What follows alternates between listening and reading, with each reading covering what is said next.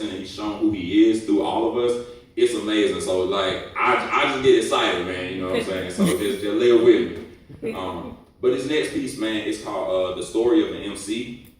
And basically it's just me talking about like my background and how I started writing and the different transitions that guys brought me through. And in the midst of it, it's gonna be like some lyrics from a Biggie song. So if you're a Biggie fan, you might know this. If not, it's gonna sound random, but it's okay. All right.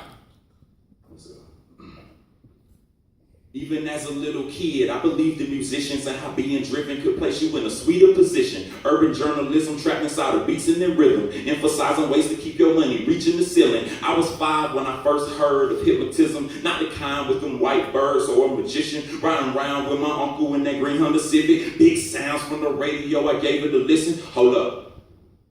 Recently, brothers frontin' ain't saying nothing, so I just speak my peace, keep my peace. Cubans with the Jesus peace, with my peace, packing, asking who want it. You got it, homie, flown it. That Brooklyn BS, we on it, on it, on it, on it. On it. And being honest, I ain't understand the things he was spitting, but in my spirit it had left a deep-seated incision. In a way, it had given me a reason for living, so I started to listen harder just to feed the addiction. As I grew, I began to listen with comprehension. 15, I started writing in compositions. I was trying to be sick, like resistant physicians, trying to cook some dope, like the coke in the kitchen, steady playing the cool, so what I wrote was encrypted, like the ancient symbolism of the oldest Egyptian. Listening to Jay-Z, he was speaking on pimping, so I'm paying attention to the way he treated the women, saying, don't you ever love her, man, skeeting's the mission. So I went from seeking love to deleting my feelings. 19, I was dealing with a spoken affliction, never noticing that nothing I was flowing was Christian. Wait, I was saved at 8. Maybe I'm tripping. Either way, I recall it was an early decision. But now I'm on this road, headed to a collision, driven by hedonism and my egotism. That's the time that my pride started clouding my vision, and my friends went from friends to being competition. I can't even see your talent, I just see what I'm missing.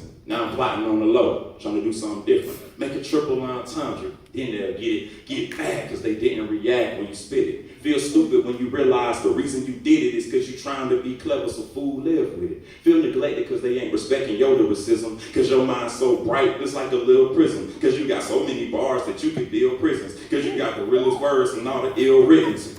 But in the midst of your self-magnetism, I have one major inquisition. Where does this God you speak of come into the equation? Or is he just a thing of occasion? Are you being serious or are you just playing? I mean, you do well with the rhymes that you're making, but what about the praising, healing, and saving, making things new, true, spiritual maintenance, forgiveness, and graces? You know, the basics. Not to disrespect you, but you sound like the fakest. You can rhyme for ages, but what's the Christian basis? Is it self-elevation and temporary greatness? Or is it the break past that flesh you've been placed in where you can speak to the victims of molestation, racist, homosexual nation, and the faithless?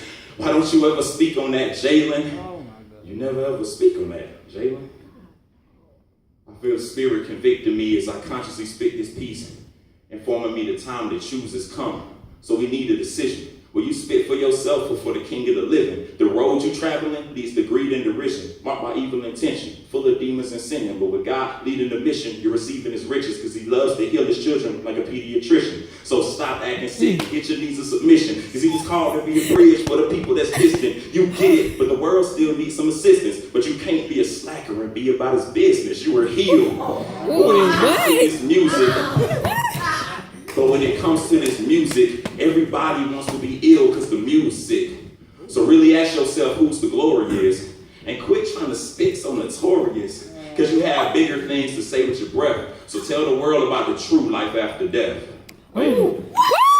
Lord, have mercy. Oh.